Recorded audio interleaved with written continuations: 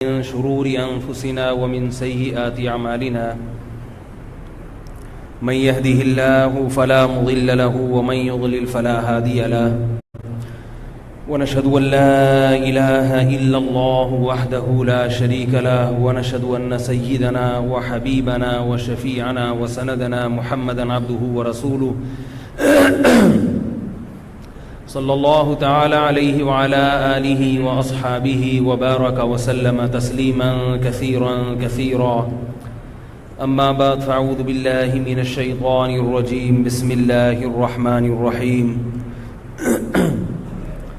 ولا تشتروا بعهد الله ثمنا قليلا إنما عند الله هو خير لكم إن كنتم تعلمون ما عندكم ينفد وما عند الله باق ولنجزين الذين صبروا أجرهم بأحسن ما كانوا يعملون.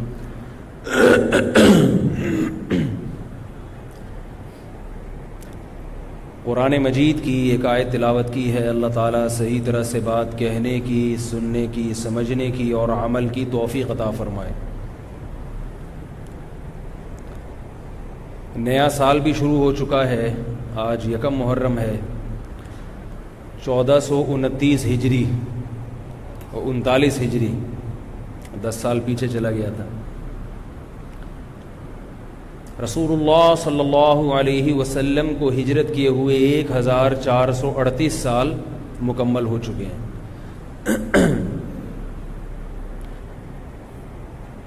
نئے سال کی ابتدا پہ لوگ ایک دوسرے کو مبارکباد دیتے ہیں. یہ طریقہ غیر مسلموں کا ہے، اسلام کا نہیں ہے. نیا سال جب شروع ہوتا ہے تو اس میں خوشی کا کوئی عنصر نہیں ہوتا کہ آپ مبارکباد پیش کریں. مبارکباد جب دیا کریں جب کسی کنوارے کی شادی ہو جائے، بے اولاد کا بچہ ہو جائے. ایسے موقع پہ مبارکباد کا کوئی تک بنتی ہے، اس کا کوئی تصور ہے. گلا میرا بیٹھا ہوا ہے، تھوڑا سا آپ لوگ برداشت کر لیں. تو کوئی خوشی کی بات ہو نا تو انسان مبارکباد دے، اچھا بھی لگتا ہے. خام خواہ کے تکلفات لوگوں نے نکالے ہوئے ہیں. نیا سال جب شروع ہوتا ہے تو کوئی ایسا کام ہوا نہیں ہے جس سے ہمیں خوشی ہو. اس لیے کہ نئے سال کا مقصد یہ ہے کہ ہم جتنی زندگی لے کر آئے تھے اس میں سے ایک سال اور کم ہو گیا، موت کے قریب ہو گئے. تو اس میں کون سی خوشی کی چیز ہے بھائی؟ کون سی ایسی بات؟ سالگرہ کا بھی یہی تصور ہے کہ آپ 52 سال کے ہو گئے، آپ 53 سال کے ہو گئے، تو خوشی تھوڑی ہے کہ آپ 52 سال کے ہو گئے. غم کی بات ہے کہ 52 کے ہو گئے آپ. لوگ اپنی عمر کم کر کے بتاتے ہیں، اس لیے کہ عمر کا کم ہونا تو خوشی کی بات ہے، عمر کا بڑھنا خوشی کی بات نہیں ہے. تو یہ کیسی بات ہے کہ عمر زیادہ ہو رہی ہے اور اس پہ کیک کاٹے جا رہے ہیں، خوشی منائی جا رہی ہے؟ تو کوئی اس کی کوئی تک نہیں بنتا نا. لوگ پوچھتے ہیں کہ سالگرہ کیوں ناجائز ہے؟ اگر کوئی خوشی میں کھا رہا ہے تو مولوی حضرات کو تکلیف کیوں ہو رہی ہے؟ خود بھی تو یہ ماشاءاللہ اتنا کھاتے پیتے رہتے ہیں. تو ہم اگر خوشی میں غبارے پھوڑ لیتے ہیں یا ہم اگر خوشی میں کوئی دن منا لیتے ہیں تو اس میں کون سی ایسی بات ہے؟ تو یہ اس لیے غلط ہے کہ اس کا کوئی تک نہیں بنتا. شریعت ہمیں فضول کاموں کی اجازت نہیں دیتی ہے. کوئی لاجک نہ بنتی ہو، بس ایک خالصتاً غیر مسلموں سے ایک چیز آنکھ بند کر کے لے لی. ایک تو یہ کہ اس کی کوئی لاجک نہیں ہے ایسے موقع پہ خوشی منانے کی، نہ سالگرہ میں نہ نئے سال کی آمد پر، کیونکہ زندگی کم ہو گئی، آپ کی عمر زیادہ ہو گئی. عمر زیادہ ہونے سے خوشی نہیں ہوتی، غم ہوتا ہے. تبھی تو دیکھو خواتین کی عمر 35 کے بعد رک جاتی ہے.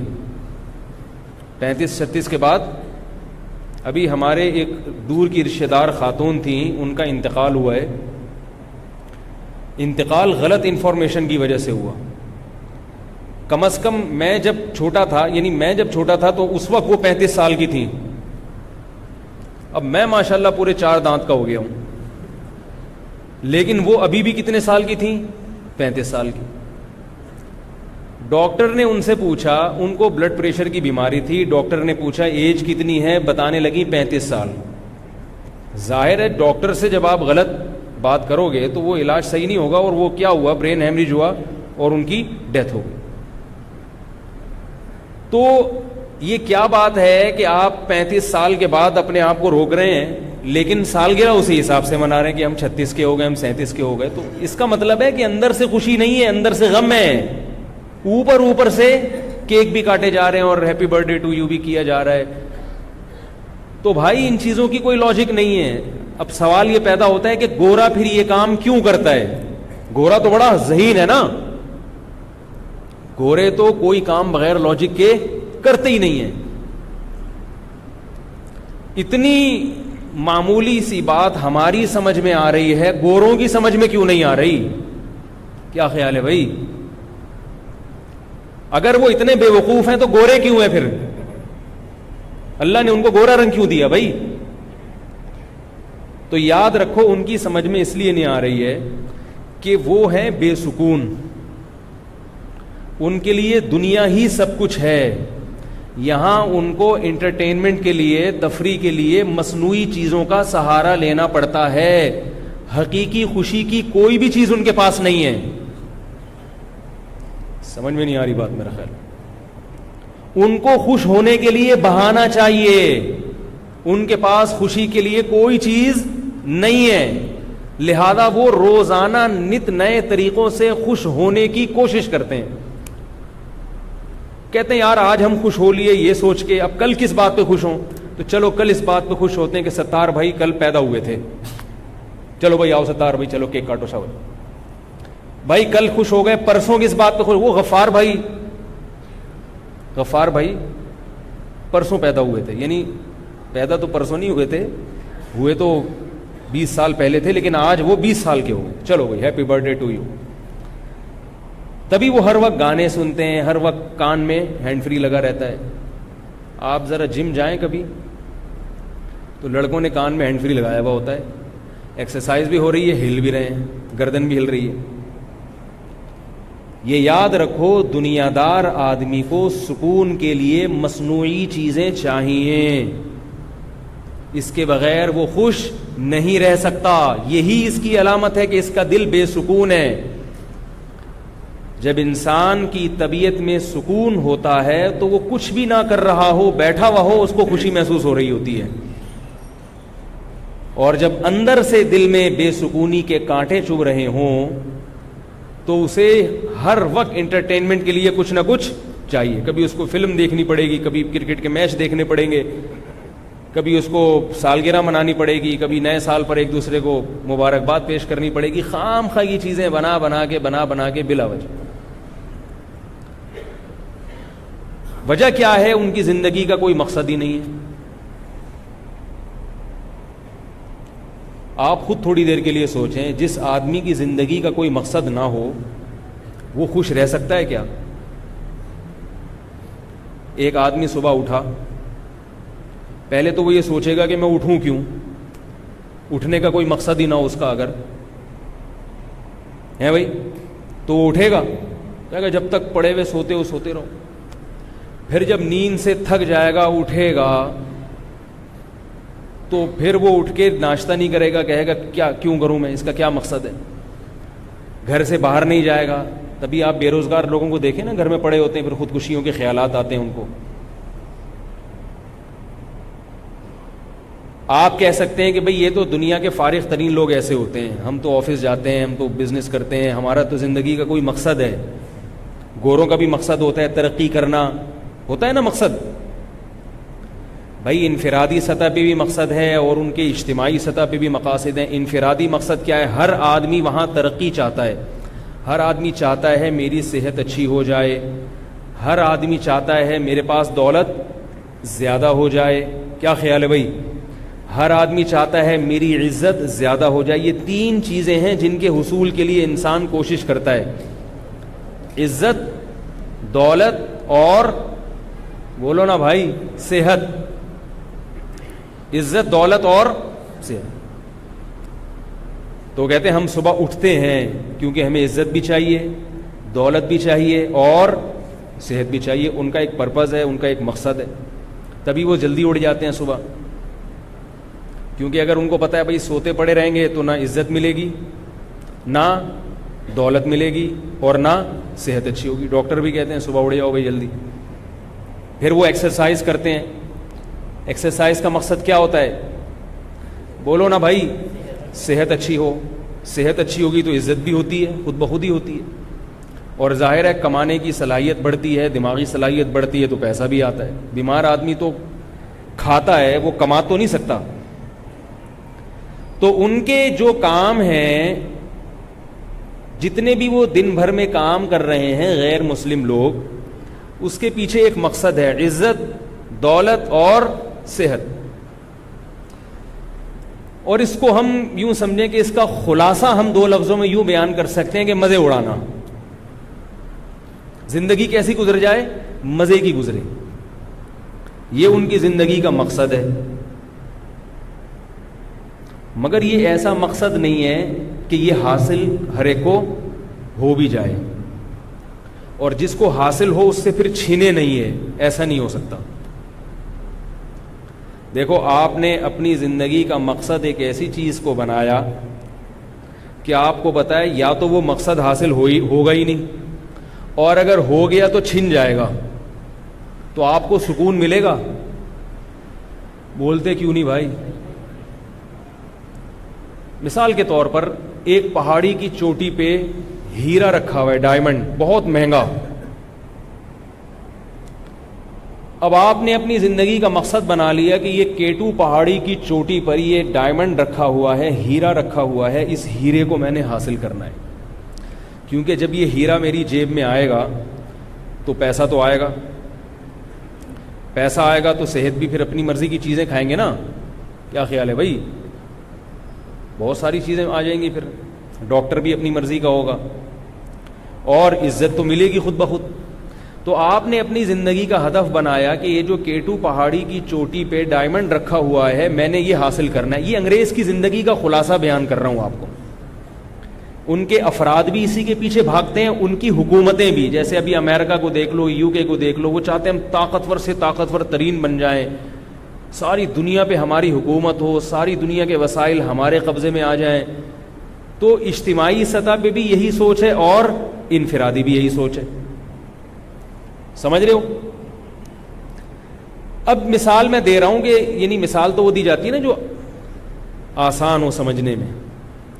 تو ایک K2 پہاڑی کے اوپر ایک ہیرا رکھا ہوا ہے. امریکہ چاہ رہا ہے کہ یہ ہیرا مجھے مل جائے, لندن چاہ رہا ہے کہ یہ ہیرا مجھے مل جائے, پاکستان چاہ رہا ہے کہ مجھے مل جائے. حکومتیں بھی کوشش میں لگی ہوئی ہیں اور افراد بھی. آپ بھی یہ چاہ رہے ہو کہ مجھے مل جائے, غفار بھائی بھی یہ چاہ رہے ہیں, ستار بھائی بھی, وسیم, کلیم, سلیم کباڑیا, سب کی یہی خواہش ہے. کیا خیال ہے؟ اب ظاہر ہے K2 پہاڑی پہ چڑھنا آسان کام نہیں ہے. جب آپ چڑھنے لگو گے تو سارے تھوڑی پہنچیں گے. ما کل ما یتمنى الرجل یدرکہ تجری الریاح بما لا تشتہی السفن. ہر وہ چیز جس کی انسان تمنا کرتا ہے اسے حاصل نہیں کر پاتا. کچھ لوگ حاصل کر پاتے ہیں اور کچھ حاصل نہیں کر پاتے. تجری الریاح بما لا تشتہی السفن. کشتی بعض مرتبہ ایک سمت میں جانا چاہتی ہے مگر ہوائیں اسے دوسری سمت میں موڑ دیتی ہیں. سمندر میں ہوا آپ کی مرضی سے نہیں چلتی کہ آپ کشتی میں بیٹھے تو چونکہ آپ نے عمان جانا ہے تو ہوائیں آپ کو عمان ہی لے کے چلی جائیں. نا نا نا, ہو سکتا ہے وہ کسی اور طرف موڑ دیں آپ کو. اور آج کل تو یہ بہت ہے, آج کل جو لڑکے میں عشق معاشقے چل رہے ہیں 1% کامیاب ہوتے ہیں, 99% تعویذ گنڈوں میں لگے رہتے ہیں. ان کو نہیں ملتا جو وہ چاہتے ہیں. جو وہ چاہتے ہیں ان کو وہ چیز نہیں ملتی, دھکے کھاتے رہتے ہیں ساری زندگی. تو بہت سے لوگ ایسے ہوں گے جو K2 پہاڑی پہ چڑھنے کی کوشش کریں گے مگر چڑھ ہی نہیں پائیں گے. وہ تو ویسے ہی غم سے مریں گے کہ نہیں مریں گے کہ یار ہم نے زندگی کا ہدف کیا بنایا تھا, اس ہیرے کو حاصل کرنا, اور یہ ہدف ہم حاصل نہیں کر سکتے تو بے سکونی ہوگی کہ نہیں ہوگی؟ آپ نے جو مقصد تھا جب وہی پورا نہیں ہو رہا، دیکھو جب مقاصد پہ انسان کمپرومائز نہیں کرتا، وسائل اور ذرائع پہ کمپرومائز کر لیتا ہے. آپ یہاں سے لاہور جا رہے ہیں، آپ کا ہدف کیا ہے؟ لاہور پہنچنا. ٹرین میں بیٹھ گئے آپ، مقصد ہے آپ کا لاہور پہنچنا. اب ٹرین میں سیٹ اچھی نہیں ملی آپ کو، کھانے پینے کی پرابلم ہو رہی ہے، واش روم میں بڑا مسئلہ ہو رہا ہے، پانی ختم ہو رہا ہے، یہ ساری چیزیں برداشت ہو جائیں گی. آپ کہو گے چلو یار جیسے تیسے گزارا چلاؤ، ٹھکانے پہ پہنچ جائیں گے تو سب چیزیں حاصل ہو جائیں گی. لیکن اطلاع ملی کہ یہ گاڑی لاہور جا ہی نہیں رہی ہے، یہ کوئٹہ جا رہی ہے. اب آپ کا کھڑکی سے چھلانگ لگانے کا دل کرے گا کہ نہیں کرے گا؟ کیا خیال ہے بھائی؟ بولے کہ میں تو یہ ساری ٹینشن اس لیے برداشت کر رہا تھا، تب میری جو منزل تھی وہ تو مل رہی تھی نا، منزل ہی نہیں مل رہی، تو مجھے واش روم میں پانی بھی اگر مل جائے، سیٹ بھی اچھی مل جائے، تو میں نے کرنا کیا ہے؟ جہاں میں نے جانا کہاں ہے، اور جا گاڑی بالکل یہ اپوزٹ سائڈ پہ رہی ہے. اب آپ کھڑکی سے چھلانگ لگاؤ گے اگر شریف آدمی ہو گئے. وہ ایک بندہ تھا نا حیدرآباد، وہ پنجاب سے آ رہا تھا، تو اس نے اپنے کسی دوست سے کہا کہ جب حیدرآباد آئے نا تو مجھے بتا دینا، اور میں سو رہا ہوں اور اللہ کا واسطہ مجھے ضرور بتا دینا، اگر میں نہ اٹھوں تو کھڑکی سے پھینک دینا مجھے نیچے، کیونکہ میں سوتو ہوں، میری آنکھ نہیں کھلتی. وہ حیدرآباد آگے گزر گیا، کراچی آ گیا، تو اس کی آنکھ کھلی. دوست سے پوچھا یار مجھے حیدرآباد کیوں نہیں اتارا؟ تو کہنے لگا کہ یار میں نے، وہ کسی نے اس سے کہا کہ اب یہ تمہارا دوست تمہیں تمہاری کلاس لے گا، تم نے اس کو اتارا نہیں اور کھڑکی سے پھینکا نہیں. کہہ رہا نہیں، کلاس اصل میں وہ لے گا جس کو کھڑکی سے پھینکا ہے میں نے باہر. ٹھیک ہے نا، اصل کلاس وہ لے گا جس کو کھڑکی سے باہر پھینکا ہے میں نے. جس نے کراچی جانا تھا اور پھینک کہاں دیا اس کو؟ حیدرآباد.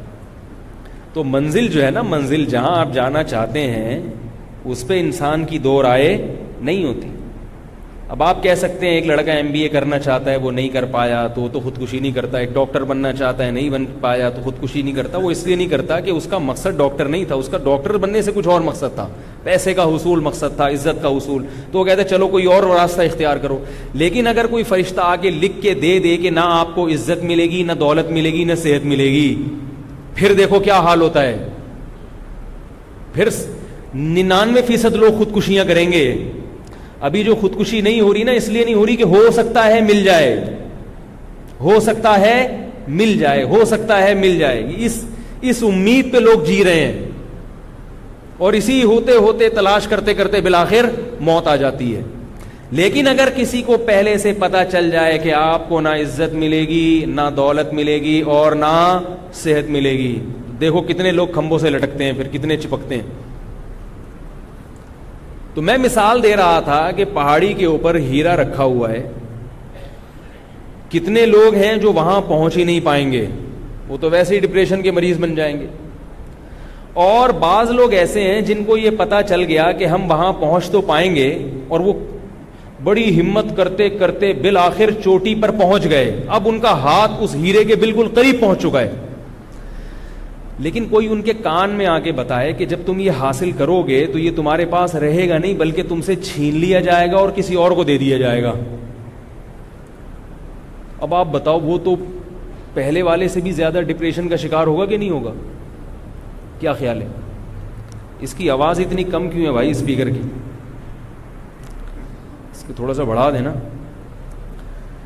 جو اتنی محنت کر کے وہاں تک پہنچا، اتنی محنت کر کے، اب اس کو یہ بتایا جا رہا ہے کہ آپ نے یہ حاصل تو کر لیا، آپ کا اخباروں میں نام بھی آ جائے گا، لیکن یہ اگلے ہی لمحے آپ سے چھین کے کسی اور کو دے دیا جائے گا. تو اب مجھے بتاؤ، ایسے مقصد کے پیچھے بھاگنا حماقت اور بے وقوفی ہے یا نہیں ہے؟ جس مقصد کے حصول کے بعد بھی ناکامی ہو، حصول سے پہلے بھی ناکامی، اور اگر حصول ہو جائے تھوڑی سی آہستہ کرتے ہیں، یار بہت زیادہ تیز ہو گئی. یعنی حصول کے بعد بھی ناکامی اور حصول سے نہ ہو تو بھی ناکامی. تو کافر کا معاملہ یہ ہے کہ وہ عزت، دولت اور صحت کے پیچھے بھاگتا ہے، مگر جیسے جیسے عمر ڈھلکتی ہے صحت سے آہستہ آہستہ ہاتھ دھونے پڑتے ہیں، بال سفید ہونا شروع، نظر کمزور ہونا شروع، کمر جھکنا شروع، کتنی ہی لمبی عمریں ہو جائیں مگر بڑھاپا سب پہ آتا ہے اور بیماریاں سب پہ آتی ہیں، اور وہ عزت جو حاصل کی تھی آہستہ آہستہ ہاتھ سے نکلنا شروع ہو جاتی ہے۔ میں نے ایک سائنسدان کی یوٹیوب میں ویڈیو دیکھی، نوبل انعام یافتہ سائنٹسٹ ہے امریکہ کا، اس کی بڑی بڑی ایجادات ہیں، بہت عزت ملی اس کو، بہت دولت ملی، مگر 10 سال سے کومے میں گیا ہوا ہے۔ وہ بات نہیں آ رہی سمجھ میں میرا خیال، 10 سال سے بولو بھائی کومے میں۔ اس کی صحت کے لیے کتنی کوشش کی ہوگی بھائی، وہ لوگ تو اپنے لوگوں کی بڑی حفاظت کرتے ہیں نا، اتنا بڑا سائنٹسٹ ہے تو اس کا بی پی بھی ہر وقت چیک ہوتا ہوگا، شوگر ٹیسٹ بھی ہوتے ہوں گے، حکومت باقاعدہ اپنی نگرانی میں ایسے سائنٹسٹ کی حفاظت کرتی ہے کہ بھائی اس کو کچھ نہ ہو، یہ قوم کا بہت بڑا سرمایہ ہے، مگر قوم کا وہ سرمایہ 10 سال سے کہاں ہے؟ قوم میں۔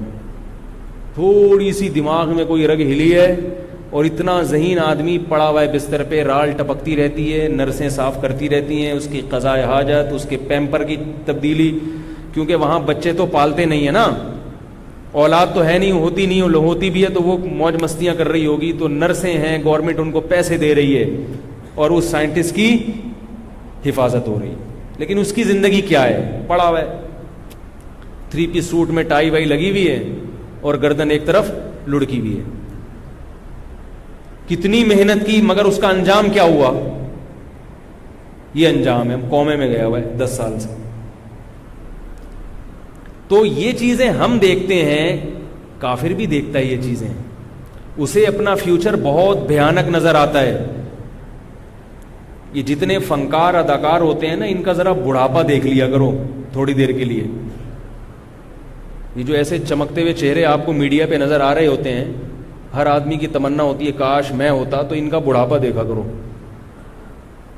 جتنی حسین ان کی جوانی ہوتی ہے اتنا ہی خطرناک ان کا بڑھاپا ہوتا ہے، بہت خطرناک۔ ایک عالم گئے یورپ میں، ان کے دورے ہوئے، آ کے کہنے لگے انگریز کی جوانی جتنی خوبصورت ہے بڑھاپا اتنا ہی بھیانک ہے، بہت بھیانک بڑھاپا ہے، کوئی پرسان حال نہیں ہوتا۔ تو یہ جو مقصد ہے نا، مقصد حیات جو کافر کا ہے، وہ ایسا مقصد حیات ہے کہ اس میں ظاہر انسان یہ کوئی مقصد نہیں ہے، اللہ نے چونکہ اس کے لیے بنایا نہیں ہے نا انسان کو، تو یہ مقصد نہیں ہے۔ جب ایک چیز آپ کی منزل ہی نہ ہو اور آپ اس کو منزل سمجھ بیٹھو تو آپ اندر سے ٹوٹ پھوٹ جاتے ہو، آپ چاہے کتنی سکون کی گولیاں کھا لو مگر آپ کو سکون نہیں ملے گا۔ دیکھو نفسیات کے جو بڑے بڑے ڈاکٹر یورپ اور امریکہ میں ہیں، ہمارے یہاں نہیں ہیں، جو نفسیات کے بڑے بڑے ڈاکٹر جو ہے نا، وہ جو جتنے وہاں ہیں ہمارے ہاں نہیں، ہمارے ہاں کا ڈاکٹر بھی اناڑی ہوتا ہے، نفسیات کے جو ڈاکٹر ہوتے ہیں، بلکہ خود نفسیاتی ہوتا ہے وہ بیچارہ، حقیقت ہے۔ اس لیے اپنے آپ کو نفسیاتی ڈاکٹروں سے دور رکھا کرو، وہ دوائیوں پہ لا دے گا، آپ کو لگا دے گا، ان کے پاس کوئی علاج نہیں ہے سوائے وہ ڈپریشن کی گولیوں کے، اور ساری زندگی کے لیے تباہ ہو جاؤ گے۔ اور یہ ایک ڈاکٹر نے مجھے خود بتایا کہ ہم پاگلوں کا علاج کرتے کرتے تھوڑے دن میں خود ہی پاگل ہو جاتے ہیں، پھر ہم اپنے علاج کے لیے کسی اور ڈاکٹر کو دکھاتے ہیں، یہ حقیقت ہے۔ جب انسان سارا دن پاگلوں میں بیٹھا رہتا ہے ہر وقت عجیب عجیب سے، تبھی میں وہمیوں کا فون نہیں سنتا، ایک مسئلہ کسی نے 2 دفعہ پوچھ لیا مجھ سے، تیسری دفعہ پوچھے گا تو میں اس کو وہمی نمبر 34 کی لسٹ میں ڈال دیتا ہوں کہ 33 تک ہے تو 34واں نمبر ہو گیا بھائی تمہارا، یہ حقیقت ہے۔ کیونکہ اگر آپ نے اس کو فری کرایا زیادہ تو تھوڑے دنوں میں آپ کی دماغ کی چولیں ہل جائیں گے۔ ابھی ایک صاحب کا فون آیا، مجھے ہر وقت وہم ہوتا ہے کہ میں بیوی کو طلاق تو نہیں دے رہا، ہر وقت کہہ رہے وہ ایکچولی میں سوتے ہوئے میں اٹھا تو میں نیند میں تھا تو مجھے لگا کہ میں نے دے دی ہے۔ میں نے ایک دفعہ بتایا، میں نے کہا نہیں ہوئی طلاق، پھر دوبارہ فون, حضرت مجھے ایسا, میں نے کہا دوبارہ بتا دیا, اب اگر تیسری مرتبہ فون کیا تو آپ کا نام غفار ستار کلیم سے نہیں بلکہ وہمی. اور تیسری دفعہ فون کیا اس نے, وہمی نمبر 34. اب فون نہیں اٹھے گا اس کا, چاہے کچھ بھی ہو جائے, زمین آسمان ہی. کیونکہ ہمیں اپنے دماغ کی حفاظت پہلے کرنی ہے, دوسرے کی فکر. ہم اگر پاگل ہو گئے, اللہ نہ کرے, ایسی ایسی فضول باتیں سن سن کے, تو پھر ہمارے پیچھے جتنے لوگ ہماری اقتدا کر رہے ہیں وہ سارے پاگل ہو جائیں گے. کیونکہ پھر ہم ممبر پہ بیٹھ کے ایسی فضول باتیں کریں گے, لوگ وہ بھی پاگل ہو جائیں گے. تو ایک آدمی جو تھوڑا سا مقتدا اور رہبر ہو, اس کے دماغ کی حفاظت زیادہ ضروری ہے. اگر وہ پاگل ہو گیا تو پوری قوم جو اس کو فالو کر رہی ہے وہ کیا ہو جائے گی, پاگل. اس لیے میں سنتا ہی نہیں. وضو نہیں ہو رہا ان کا, وضو کر رہے ہیں, ہو ہی نہیں رہا. ایک دفعہ بتا دیا بھائی ہو گیا, دوبارہ اب نہیں مجھے فون کرنا. تو تالاب میں چھلانگ لگا کے مر جا بھائی, تو تیرا وضو نہیں ہو سکتا, مر جا تو. ایسے عجیب عجیب گھماتے ہیں باتوں کو. وہمی آدمی خود اپنا علاج کرے تو ہوگا, دنیا میں کسی کے پاس اس کا علاج نہیں ہے. وہ خود اپنے آپ کو جنجال سے نکالے. او بھائی شلوار ہے, کپڑے ناپاک ہو گئے, نلکے کے نیچے رکھو, 2-3 دفعہ نچوڑو, نکلو پتلی گلی سے, چھوڑو کہ چھینٹے نہ پڑ جائیں, یہ نہ پڑ جائیں. یوں اتنا عدسے لگا کے دیکھ رہے ہیں. ان کو بتا دیا بھائی ایسے رگڑو, دھو لو, بس. یوں دیکھتے کیوں کہ چھینٹیں پڑ رہی ہے کہ نہیں پڑ رہی. نہیں حضرت, وہ جو ایسے ہوتے ہیں وہمی ہے. وہ میں نے جب ناپاک شلوار کو ہاتھ لگا کے جب رگڑا تو میرا ہاتھ ناپاک ہو گیا, ہاتھ ناپاک ہو گیا تو میرا ہاتھ یہاں لگ گیا, تو یہ جگہ ناپاک ہو گئی, اس کو دھو رہا بیٹھ گئے. اب جب یہ جگہ ناپاک ہوئی تو انگلی دوبارہ ناپاک ہو گئی. جب یہ انگلی دوبارہ ناپاک ہوئی ہے تو یہ انگلی اگر گھڑی پہ لگ گئی تو گھڑی کیسے پاک کروں. تو اگر میں روزانہ اس طرح کے مسائل سنوں گا تو میرا بھی دماغ ایسا ہوگا کہ نہیں ہوگا. میں کہتا ہوں اللہ کا واسطہ تو نہیں پاک ہو سکتا بھائی. ہم اللہ کا شکر ہے نہاتے ہیں پاک ہو جاتے ہیں, آپ نہیں پاک ہو سکتے. میں اس کو کہتا ہوں ڈاکٹر کے پاس جاؤ. اور ڈاکٹر کے پاس جانے کا مشورہ کیوں دیتا ہوں, تاکہ ڈاکٹر پاگل ہو جائے. اس لیے نہیں کہ یہ ٹھیک ہو جائے. بھائی ہم تو فیس لیے بغیر آپ کو گائیڈ کر رہے ہیں. ڈاکٹر پیسے لے رہا ہے نا, تو پیسے لے گا تو رسک بھی وہ لے نا. پھر پاگل ہونے کا رسک وہ لے جو پیسے لے رہے ہیں. ہم فری پھوکٹ میں کیوں اپنے دماغ کو خراب کریں بھائی. وہ میں نے لطیفہ سنایا تھا نا, یہ کہ وہمی آدمی کا لطیفہ سنایا تھا کہ ایک وہمی استنجا کر رہا تھا, اس کو یقین نہیں ہو رہا تھا کہ میں پاک ہو رہا ہوں کہ نہیں ہو رہا. لوٹوں پہ لوٹے بہا دیے اس نے, دھو کے بڑے پیشاب پہ نا وہ, لیکن نہیں ہو رہا, اس کو تسلی نہیں. اس نے کہا دریا میں چھلانگ لگاتا ہوں میں. دریا میں چھلانگ لگایا تو اب اس کو یہ وہم ہو رہا ہے کہ جو پانی گندگی سے آ کے ٹچ ہوا وہ پانی ناپاک ہو گیا. وہ جب ہٹا ہے وہاں سے تو پچھلا والا پانی اس پانی سے ٹچ ہوا تو وہ والا پانی بھی کیا ہو گیا, ناپاک. تو وہ اب بیچارہ گھنٹہ وہ نہا کے پھر وہ اس کو ایک ترکیب آئی کہ یار جب تک یہ دھوپ میں پانی سکھاؤ گے نہیں, یہ سارا پانی دھوپ میں اڑ جائے, اس وقت تک میں پاک نہیں ہو سکتا. تو دھوپ کی طرف رخ کر کے اپنا استنجا سکھا رہے ہو. کسی بچے کو شرارت سوجی, اس نے غلیل میں ڈھیلا رکھ کے مار دیا. جب ڈھیلا اس کے لگا ہے تو وہ بچے کے پیچھے بھاگ رہا ہے. بچہ سمجھا میری پٹائی لگائے گا, وہ کہہ رہا ہے میں تجھے کچھ نہیں کہوں گا, تو صرف یہ بتا دے کہ یہ ڈھیلا ناپاک تھا یا پاک تھا. کیونکہ اگر ناپاک تھا تو دوبارہ سے پورا وہی پروسیس کرنا پڑے گا مجھے, دوبارہ سے وہی پروسیس. بعض لوگوں کو طلاق کا وہم ہو جاتا ہے, بعض لوگوں کو وہ میں نے بیوی کو یوں بول دیا تو کہیں طلاق تو نہیں ہو گئی, یوں بول دیا تو کہیں طلاق تو نہیں ہوگی. اللہ کے بندو ہنسی خوشی زندگی گزارو اپنی آرام سے. بعض یوٹیوب پہ ایسے کلپ ہیں کہ وہ طلاق یوں بھی ہو جاتی ہے تو یوں بھی ہو جاتی ہے, اس سے لوگ اور وہمی بن گئے ہیں. یہ جو مسائل کا علم ہے نا, جب تک کوئی واقعتاً مستند مفتی نہ ہو اس کے بغیر آپ کلپ ہی نہ سنا کریں. دیکھو علماء کی بھی نا مختلف فیلڈ ہوتی ہیں جس میں وہ اسپیشلسٹ ہوتے ہیں. اب آپ معدے کے ڈاکٹر کے پاس جا رہے ہو گلا دکھانے کے لیے, ٹھیک ہے وہ جنرل فزیشین بھی ہے لیکن گلے کا ماہر نہیں ہے, وہ پیٹ کا اسپیشلسٹ ہے. تو آپ اس کو معدے کی بیماریاں دکھاؤ اس کو. جیسے ڈاکٹروں میں مختلف شعبوں میں ماہر ہوتے ہیں, کچھ تو جنرل فزیشین ہوتے ہیں, تھوڑی تھوڑی شد بدھ ہر ایک کی رکھتے ہیں, لیکن پھر الگ الگ شعبوں میں ماہر ہوتے ہیں. ایسے ہی علماء میں سب درس نظامی پڑھ کے عالم بن جاتے ہیں, ہر شعبے میں تھوڑی بہت شد بدھ ہوتی ہے, مگر ہر ایک ہر فیلڈ میں ماہر نہیں ہوتا. اب جو حدیث کے علم میں ماہر ہے وہ فتوے میں ماہر نہیں ہوتے. سمجھ میں آ رہی ہے بات؟ بعض علماء علم حدیث میں بڑے ماہر ہوتے ہیں, سندوں کی بحثیں ان کو بہت یاد ہوتی ہیں کہ یہ راوی کمزور ہے, یہ ثقہ ہے, یہ قابل اعتماد ہے, یہ حدیث صحیح ہے, ضعیف ہے, لیکن فتوے کی لائن میں وہ زیرو ہوتے ہیں. فتویٰ نہیں لیا جائے گا ان سے. فتویٰ بالکل ایک الگ فیلڈ ہے کہ مسئلہ کیا بتانا ہے, زمانے کے لحاظ سے اس میں کیا تبدیلی ہو گئی ہے, عرف میں کیا تبدیلی ہے. اب وہ ایک صاحب نے کہیں اپنی بیوی سے کہہ دیا تم آزاد ہو, 3-4 دفعہ کا تم آزاد ہو آزاد ہو, ایسے ہنس کھیلتے.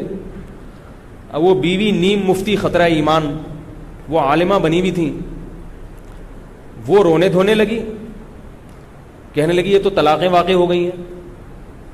وہ صاحب میرے پاس آئے, انہوں نے کہا میری بیوی عالمہ ہے, وہ کہہ رہی طلاق ہو گئی ہے. میں نے کہا کیوں ہو گئی؟ آپ نے آزاد آزاد آزاد اتنی دفعہ کا, کوئی لڑائی ہو رہی تھی, کوئی جھگڑا ہو رہا تھا؟ کہہ رہے نہیں میں تو ہنسی خوشی ہم لوگ. میں نے کہا ہنسی خوشی میں تو کوئی خام ہمیں طلاق نہیں دیتا, طلاق تو غصے میں دی جاتی ہے نا. میں نے کہا آپ کی نیت کیا تھی؟ کچھ اور کسی اور چیز سے آزاد کر رہے ہوگے آپ, سوچو, اس کو یاد نہیں آ رہا.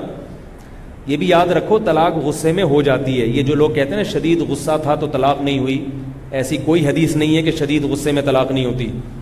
طلاق ہوتی ہی غصے میں عام طور پر. مزے ایک تبلیغی جماعت کے عالم تھے, ان کے پاس کوئی آیا, کہنے لگا میں نے غصے میں بیوی کو طلاق دی ہے. انہوں نے کہا کہ ہو گئی ہے. انہوں نے کہا بہت سخت غصے میں تھا میں. انہوں نے کہا ایسے کوئی بھی نہیں کہتا کہ جا میری پیاری تجھے طلاق, غصے میں ہی ہوتا یہ کام. آج کل نئے نئے مفتی آ رہے ہیں مارکیٹ میں, انہوں نے یوٹیوب پہ ایسے مفتی بہت ہیں کہ غصے میں ہو تو طلاق نہیں ہوتی, اور حدیث کا ریفرنس بھی دے دیں گے. کوئی ایسی حدیث نہیں ہے کہ جس میں آتا ہو کہ غصے میں طلاق نہیں ہوتی, ایسی کوئی حدیث نہیں ہے. حدیثوں کے ترجمے غلط کر دیتے ہیں لوگ, ریفرنس کو دیکھتے ہیں بس, بخاری کا حوالہ مل جائے, مسلم کا حوالہ مل جائے, اتنا دیکھتے ہیں لوگ. آگے لوگوں میں شعور نہیں ہے کہ اس حدیث کا, اس میں کوئی ایسا لفظ بھی ہے جو غصے پر دلالت کر رہا ہو.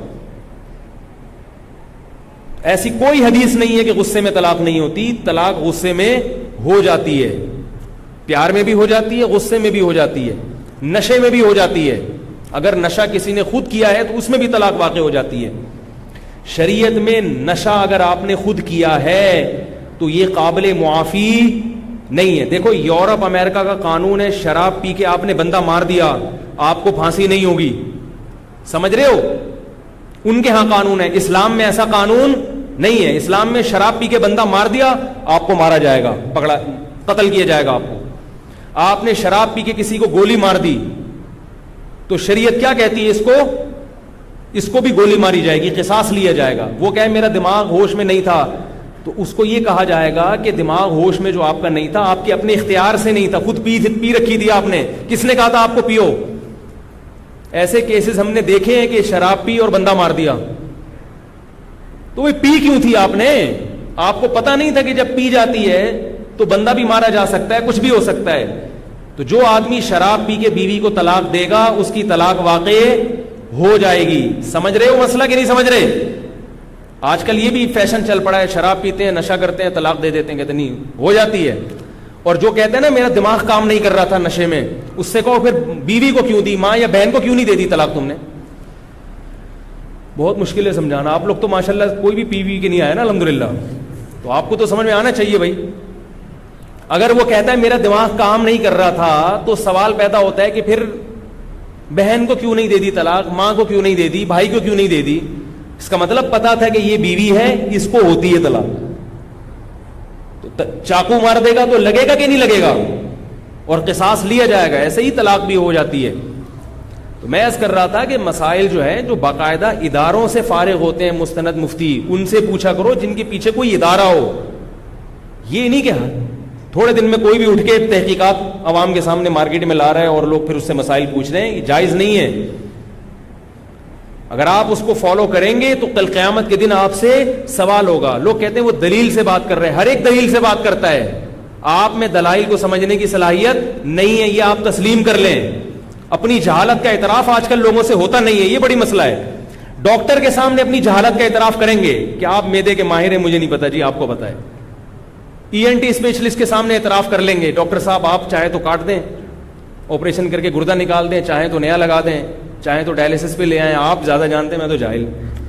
جہاں عالم مفتی کی بات آئے گی کوئی آدمی اپنے آپ کو جاہل تسلیم کرنے کے لیے تیار نہیں ہے. یہ بہت بڑا المیہ ہے, قرب قیامت کی علامت ہے یہ. اعجاب کل ذی رأی برأی, ایک روایت میں آتا ہے کہ ہر آدمی اپنی رائے کو سب سے بڑھ کر سمجھے گا کہ میری رائے ہے نا, وہ ویسی کوئی رائے نہیں ہے کسی کی. تو بعد میں کیا کر رہا تھا, جلدی سے موضوع کی طرف آتا ہوں. وہ مجھے یاد دلائے صدقے کے بکرے پہ میرا جو کلپ چلا ہے نا, اس پہ بہت زیادہ اعتراضات ہوئے ہیں, میں اس کی بھی ذرا وضاحت کروں گا. میں نے صدقے کے بکرے کی تو ایسی کی تیسی الحمدللہ کر دی ہے, لیکن اس پہ میری بھی ایسی کی تیسی ہو گئی ہے. بہت سے علماء کی طرف سے میرے خلاف, یعنی خلاف تو نہیں کہہ سکتے, بعض بڑے حضرات بھی ہیں, تنبیہات کے وہ لیٹر آئے ہیں. بعض نے میرے خلاف کلپ یوٹیوب پہ بنا کے ڈالے ہوئے ہیں کہ اس نے تو صدقے کے بکرے کا انکار کر دیا, حالانکہ حدیث میں آتا ہے کہ بکرا صدقہ ہوا تھا اور وہ سیری آئی تھی اور پائے آئے تھے, بکرے کے تھے وہ. تو وہ میں اس کی ذرا وضاحت کروں گا, یہ میں موضوع نہ کہیں رہ جائے. تو میں یہ عرض کر رہا ہوں کہ آپ کو جب یہ پتا ہے کہ جب میں وہاں جا کے یہ چیز حاصل کروں گا تو حاصل کرنے کے بعد بھی میرے پاس نہیں رہے گی, تو اس سے کیا پیدا ہوگا, دماغی تناؤ. تو کافر کے پاس چونکہ کوئی حقیقی مقصد نہیں ہے, یہ جو مقصد ہے نا عزت شہرت, یہ سب ختم ہو جاتے ہیں, ان کو بھی پتا ہے کہ ختم ہو جاتے ہیں. لہذا یہ ایسا مقصد نہیں ہے جس کو واقعتاً مقصود بنایا جائے, مطلوب بنایا جائے. سمجھ رہے ہیں, یہ مقصد صرف اسلام نے بتایا ہے کہ دنیا میں آنے کا بنیادی مقصد عزت شہرت دولت ہے ہی نہیں. آنے کا بنیادی مقصد کیا ہے, جنت کا حصول, اللہ کی رضا. لہذا دولت حاصل کرنے کی کوشش کی, نہیں ملی تو صبر کا ثواب ملے گا اور اللہ کی رضا ملے گی. مزے ہو گئے کہ نہیں ہو گئے؟ صحت حاصل کرنے کی کوشش کی, پھر بھی نہیں ملی تو بھی کامیاب. ایوب علیہ السلام کی تو ساری زندگی بیماری میں گزر گئی نا, یہی چیز ان کے لیے کامیابی کا ذریعہ بنی. اور اللہ نے ایوب علیہ السلام کے صبر کو قرآن میں بیان کیا, فرمایا نعم العبد, کیا خوب بندہ تھا ایوب, حالانکہ ان کی ساری زندگی دنیاوی اعتبار سے ناکامی میں گزری ہے. ایسی خطرناک موذی بیماری ایوب علیہ السلام کو لگی, پوری جوانی اس بیماری میں گزر گئی, مگر پھر بھی کیا ہوئے, ناکام ہوئے, کامیاب ہوئے, کامیاب ہوئے. میرے ایک استاذ تھے, انتقال ہو گیا, اللہ ان کی مغفرت فرمائے, حضرت مفتی رشید احمد صاحب رحمہ اللہ کے خلیفہ بھی تھے. بیمار ہو گئے جوانی میں ہی, بچے بھی تھے ان کے چھوٹے چھوٹے, الرجی تھی ان کو, نزلہ کھانسی بہت زیادہ بڑھ گئی. اتنی لمبی بیماری چلی, اور اس تکلیف میں ہم جب بھی ان کی عیادت کرنے جاتے تھے تو ان کو اپنی بیماری کا زیادہ غم نہیں تھا, اس بات کا تھا کہ پتہ نہیں میری مغفرت ہوگی کہ نہیں ہوگی اگر میں مر گیا. سمجھ رہے ہیں؟ دیکھو یہ کتنی اچھی سوچ ہے. ان کی سوچ یہ تھی کہ اگر میں ابھی صحت مند ہو بھی گیا تو کل دوبارہ لیٹوں گا بستر پہ, ہمیشہ تھوڑی چلتا پھرتا رہوں گا. بھائی اگر میں ابھی بستر پہ لیٹ گیا ہوں اور اب اگر مجھے شفا مل بھی گئی تو کب تک کے لیے ملے گی, 10 سال 15 سال 20 سال, بالآخر دوبارہ لیٹنا ہے. ایک وقت آتا ہے کہ آپ ابا جا رہے ہیں, ابا آئی سی یو روم میں, لوگوں کی کالز آتی ہے نا, مفتی صاحب دعا کریں ابا آئی سی یو روم میں ہے, ابا کو آپریشن ہے, ڈاکٹر ہوش میں نہیں آ رہے ابا. یہ سب ہوتا ہے کہ نہیں ہوتا؟ میرا خیال ہے آپ لوگ کے ساتھ نہیں ہوگا, سب کے ساتھ ہوتا ہے بھائی. ابا کو ریڑھ کی ہڈی کا کینسر ہو گیا ہے, ابا کو کے گردے خراب ہو گئے ہیں, ابا کو جو ہے نا ہرنیا ہو گیا ہے. جب دوسروں کے اباؤں کے ساتھ ہو رہا ہے تو آپ میں اور آپ کے ساتھ نہیں ہوگا؟ ہم بھی تو ابا ہیں, اگر نہیں ہیں تو بن جائیں گے کل. ایسا نہ ہو اس چکر میں ابا ہی نہ بنے آپ کہ یار اباؤں کے ساتھ ہوتا میں باپ بنتا ہی نہیں. تو چچا کے ساتھ ہو جائے گا, آپ چچا ہو گئے کسی کے, ماموں ہو گئے کسی کے, ابا ہو گئے تو ذرا عزت کے ساتھ علاج ہو جائے گا, بچے عزت کے ساتھ کر لیں گے علاج. لیکن لیٹنا ہے کہ نہیں ہے تھوڑے دنوں میں جا کے؟ کب تک چلتے پھرتے رہو گے, ناچتے بھاگتے رہو گے؟ بالآخر جنا ہسپتال میں, سول ہسپتال میں کبھی نہ کبھی جا کے لیٹنا ہے. ایک ہی صورت ہے, نہ لیٹنے والی کو ٹرک مار کے چلا جائے, آپ کو آن دا اسپاٹ مر جائیں, وہ اور خطرناک ہے. لیٹا ہوا آدمی کم از کم توبہ تو کر لیتا ہے تھوڑا سا, اب پتہ نہیں اللہ نے کرے کوئی فلم دیکھ کے نکل رہے تھے اور ٹرک مارتا ہوا چلا گیا تو اور خطرناک موت ہے. اور آج کل یہ خطرناک موتیں زیادہ ہو رہی ہیں, بیٹھے بیٹھے بندہ گر جاتا ہے, ہارٹ اٹیک ہو جاتا ہے. تو اب اللہ والوں کی آپ حالت دیکھیں, بستر پہ لیٹے ہوئے ہیں, بیماری کا اتنا غم نہیں ہے. غم کس بات کا ہے؟ آنکھوں سے آنسو نکل رہے تھے, کہہ رہے دعا کرو اللہ مغفرت کر دے. کیونکہ دیکھو اصل مقصد ہے اللہ کی رضا. ان کی دل میں نہیں تھی اگر وہ حاصل ہو جائے تو ابھی مر جائے کوئی پرواہ نہیں ہے, بچ جائے تو بھی ٹھیک ہے, نہیں بچے تو بھی ٹھیک ہے. تو ایسا آدمی خودکشی کرے گا؟ کبھی بھی نہیں کرے گا. ایسا آدمی ڈپریشن کا مریض بنے گا؟ کبھی بھی نہیں بنے گا. اس کو پتا ہے کہ اس غم میں اور تکلیف میں میرے گناہ معاف ہو رہے ہیں. بعض بزرگوں پر یہ اس کیفیت کا اتنا غلبہ ہوا ہے, تکلیف میں گناہ معاف ہوتے ہیں نا, تو ان ایسا غلبہ ہوا ہے کہ تکلیف پہنچتی تھی تو وہ مسکرا دیتے تھے.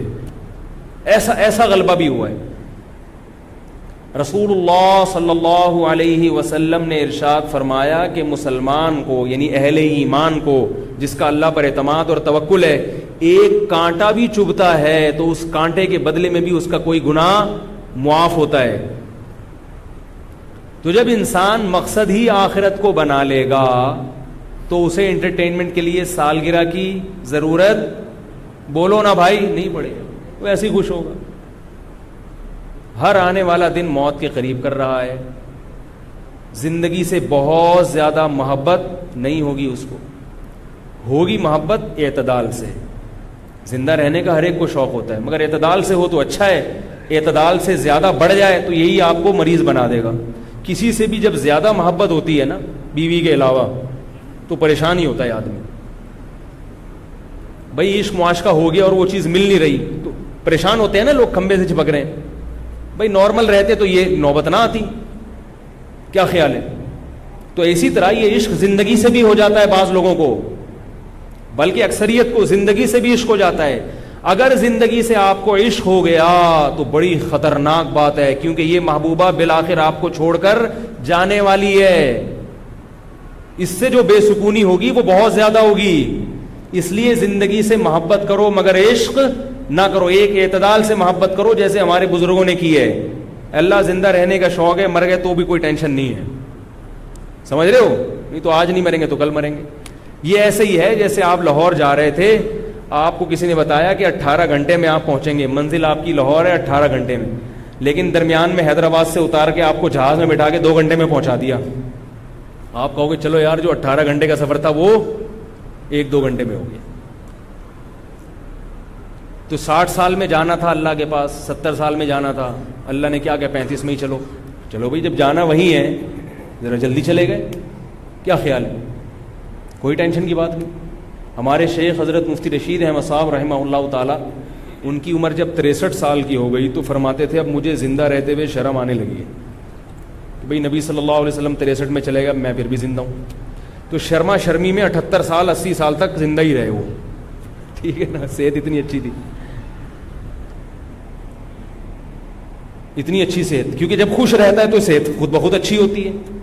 اب زندہ رہنے کی بھی فکر ایک فکر ہے نا, وہ بھی تو آپ کو گھلائے گی اندر سے. کیا خیال ہے؟ اب آپ زندہ رہنے کے شوق میں بہت یار میں مروں نہیں, تو یہ بھی تو ایک ٹینشن ہے نا, تو اس سے تو اور مرو گے. یہ جو گوروں کی اتنی اچھی صحتیں ہیں نا, اگر ان کو ڈپریشن نہ ہو تو یہ 2-2 سال زندہ رہیں. اور ہماری جو حالت ہے نا, ہم لوگ جو ٹینشن فری زندگی گزارتے ہیں, اگر ہماری وہ اچھی خوراکیں ہمیں ملنا شروع ہو جائیں تو ہم بھی 200 سال تک چلے جائیں گے. تو ہم کھا جو کچھ رہے ہیں, جو پانی پی رہے ہیں, یہ پتہ نہیں ہم زندہ کیسے ہیں. 36% گٹر کا پانی شامل ہے, یہ جو لائن کا پانی آپ پی رہے ہیں صرف 36%, پھر بھی زندہ ہے ماشاءاللہ. پانی لوگ بوائل کر لیتے ہیں, مگر ابلا ہوا پانی وہ خود ایک نقصان دہ چیز ہے, وہ نیچرل تھوڑی ہے. ابلا ہوا پانی پی کے مرا ہوا پانی ہے وہ, جب پانی بوائل کر لیا مر گیا وہ, ختم, اس کی ساری غذائیت ختم. اب آپ وہ پیئیں گے, ہضم بھی جلدی ہوگا, لیکن تھوڑے دنوں میں آپ کا معدہ چھوئی موئی بن جائے گا اور اس میں نیچرل پانی ہضم کرنے کی صلاحیت ختم ہو جائے. تبھی جو ابلے ہوئے پانی پیتے ہیں وہ عام پانی کا ایک گھونٹ نہیں پی سکتے. اس لیے پانی بھائی ابال کے نہیں پیا کرو, جو ڈاکٹروں کی وہ بات کبھی بھی تسلیم نہ کرو جو فطرت کے خلاف لے کے جا رہی ہے.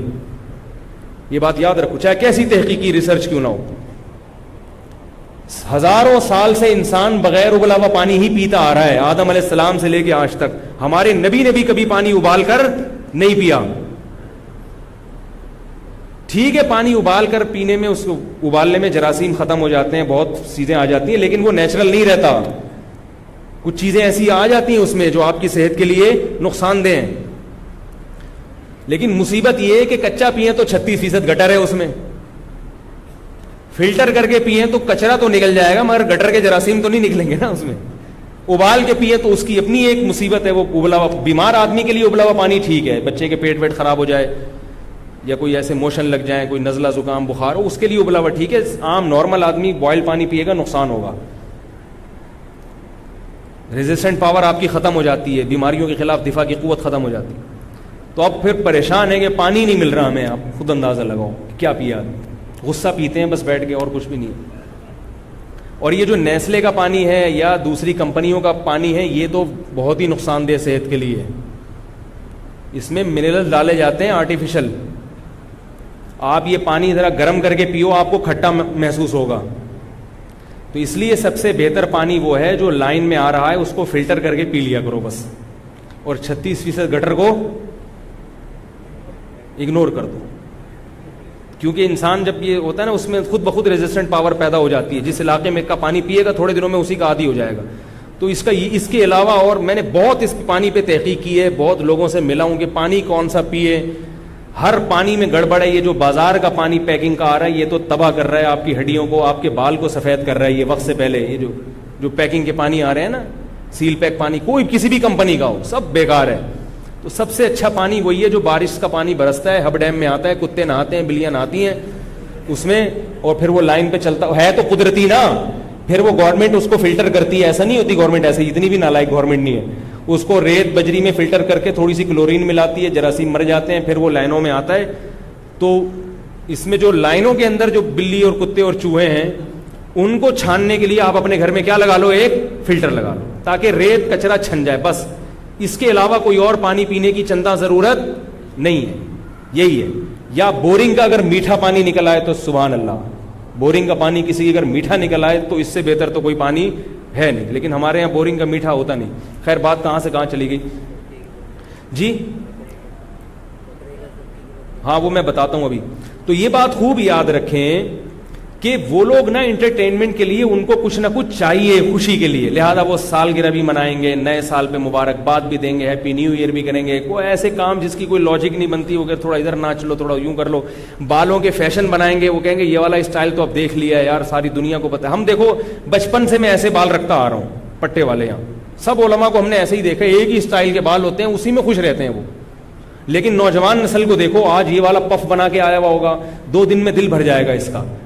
پھر یہاں یہ والی سائڈ کی مانگ نکالے گا, پھر یہ والی مانگ نکالے گا, پھر گھنگریالے کر کے آ جائے گا, پھر جیسے وہ جنگلی چوہے کے کانٹے ہوتے ہیں ایسے بال بنا. یہ بے سکونی کی علامت ہے کہ اس آدمی کا دل اندر سے سکون میں نہیں ہے. اگر سکون میں ہوتا, تمیز سے ایک جیسے بال بناتا, ایک جیسا فیشن کرتا, ہنسی خوشی زندگی گزار کے دنیا سے چلا جاتا. اس سکون نہیں ہے, تبھی تو کبھی یہاں تک شرٹ کھینچی ہوئی کمر نظر آ جائے. عجیب عجیب فیشن آ رہے ہیں, کمر دکھا رہے ہیں اپنی بھائی, کبھی کیا کر رہا ہے, کبھی کیا کر رہے ہیں. خواتین بھی یہی کر رہی ہیں, نئے نئے فیشن. یہ خدا کی قسم, میرے شیخ مفتی رشید احمد صاحب کہا کرتے تھے کہ جب انسان گناہ کرتا ہے, سب سے پہلا عذاب جو اللہ کی طرف سے اس پر آتا ہے وہ یہ کہ اس کے دل کا اللہ سکون چھین لیتے ہیں, دل کا سکون چھین لیتے ہیں. اس کو پھر ان چیزوں میں سکون تلاش کرتا ہے مگر ملتا نہیں ہے.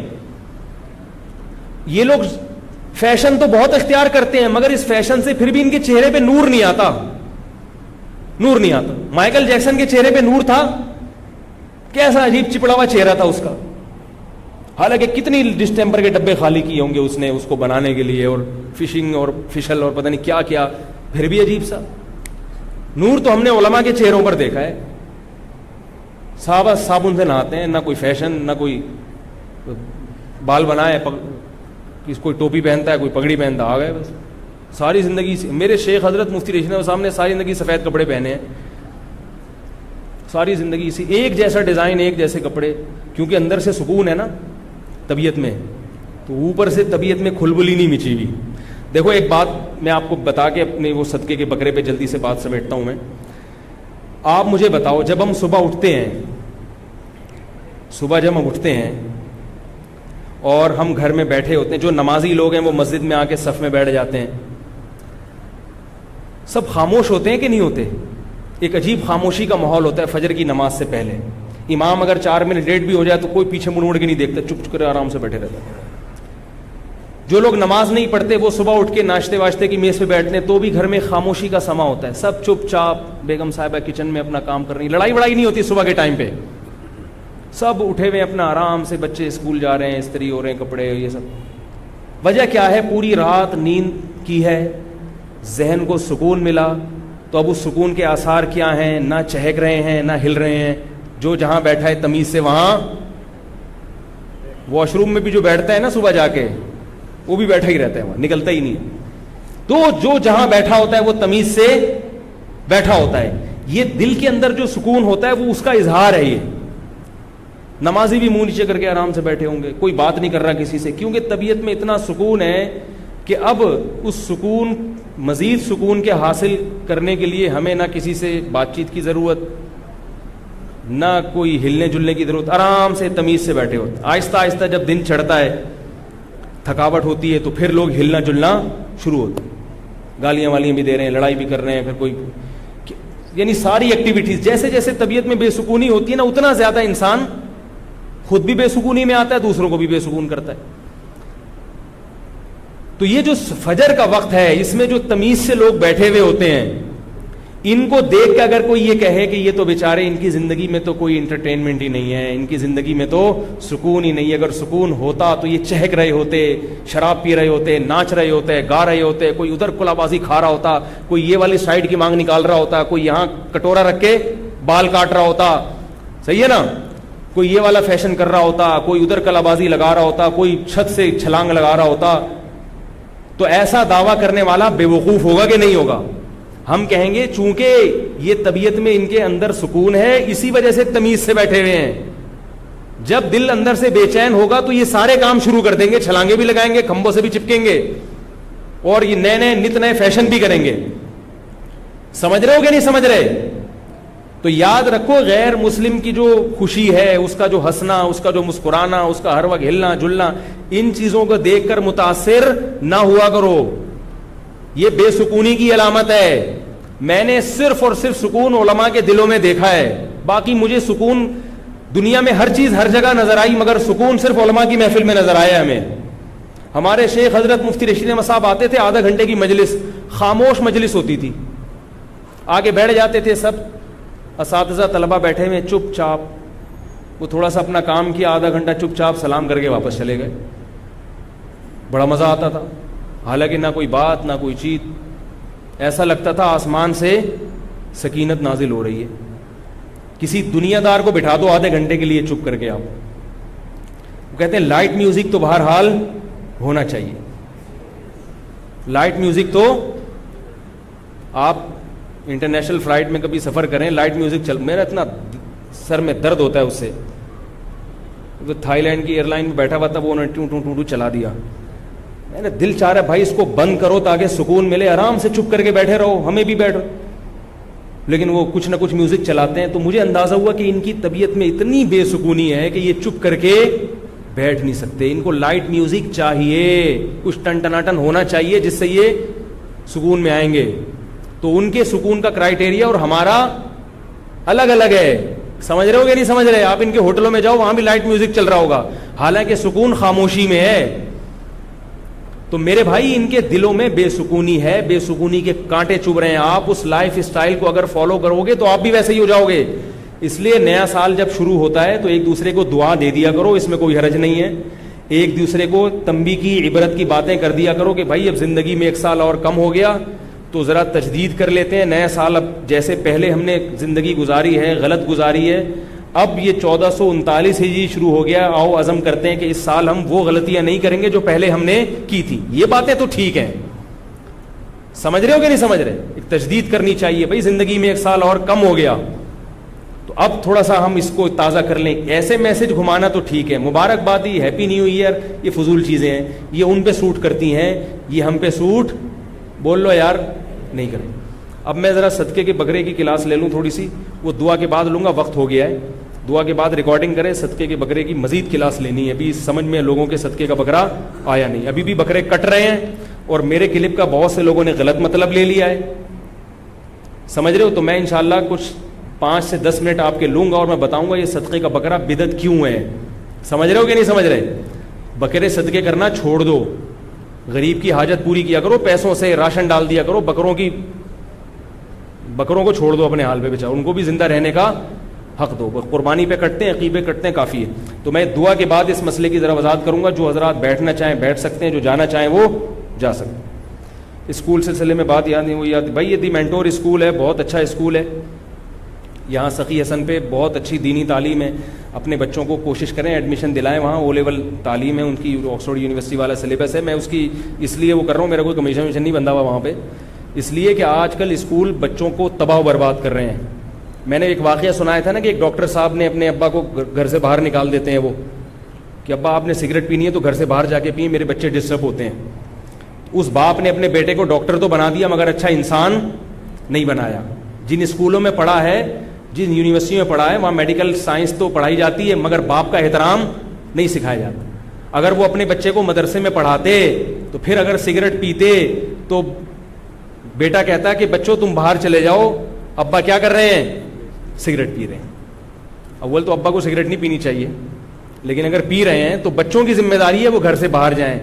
یہ نہیں کہ بچے گھر میں رہیں گے اور دادا کو گھر سے باہر نکال دو. نہیں آ رہی میرا غالب بات. تو ایسے اسکولوں کو پروموٹ کرنا چاہیے جو دین اور دنیا دونوں کو ساتھ لے کے چل رہے ہیں. تو یہ مینٹور اسکول ہے ماشاءاللہ, اچھا ایک ان کا سسٹم ہے, دین دنیا کو ساتھ لے کے چل رہے ہیں. تو ایسے اسکولوں کو پروموٹ کرنا چاہیے. بچوں کا ایڈمیشن کرائیں گے تو اسکول چلے گا نا. اب 4 بچے بیٹھے ہوئے تو پھر تھوڑی چلے گا, وہ بھی زکوٰۃ صدقات پہ آ جائے گا, اور جس دن زکوٰۃ صدقات پہ آیا تو پھر اس کا بھی وہی حال ہو جائے گا جو دوسرے اسکولوں کا ہے. ہر دینی تحریک کو بس لوگ چاہتے ہیں زکوٰۃ پہ آ جائے وہ کسی طریقے سے, تو ایسا نہیں کرنا چاہیے. سبحانک اللہم و بحمدک نشہد ان لا الہ الا انت نستغفرک.